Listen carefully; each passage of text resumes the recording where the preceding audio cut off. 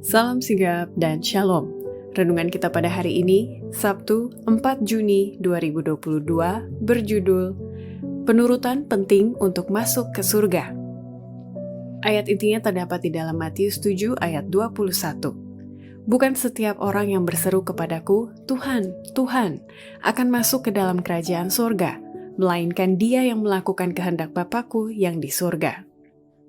Pena Inspirasi menuliskan yang dimaksud dengan judul renungan kita pagi ini, penurutan penting untuk masuk ke surga, sebagai petunjuk bagi kita agar mengalami kasih Allah yang tiada bandingnya itu, dikarenakan yang lama sudah berlalu, dan supaya kita dengan penuh keberanian datang menghampiri tahta kasih karunia Allah adalah sebagai berikut.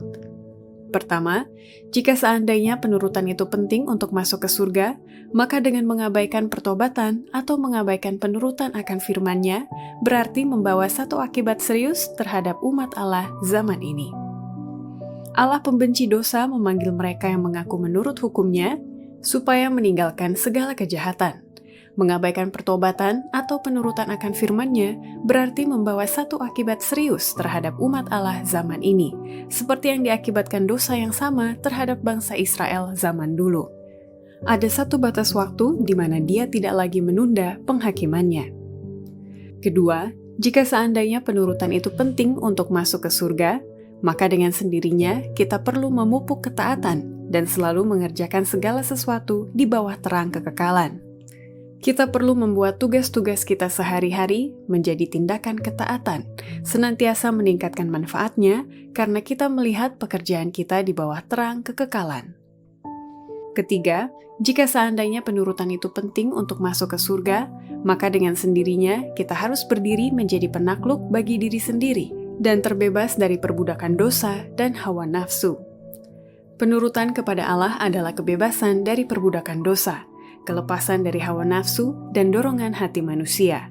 Manusia boleh berdiri menjadi penakluk dirinya sendiri, penakluk kecenderungan-kecenderungannya, penakluk pemerintah-pemerintah, dan kuasa-kuasa dari penguasa kegelapan dunia ini, dan kejahatan rohani di tempat-tempat yang tinggi.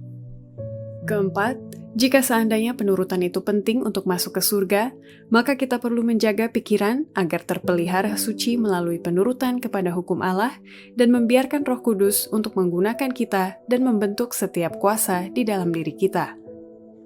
Mereka yang menyerahkan jiwa, tubuh, dan roh mereka kepada Allah, yang menyucikan pemikiran mereka oleh penurutan kepada hukum Allah, akan senantiasa menerima karunia baru, kuasa fisik dan mental.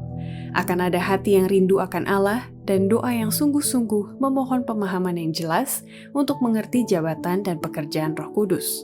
Bukan bagi kita untuk menggunakannya, tetapi bagi Roh Kudus untuk menggunakan kita, membentuk setiap kuasa.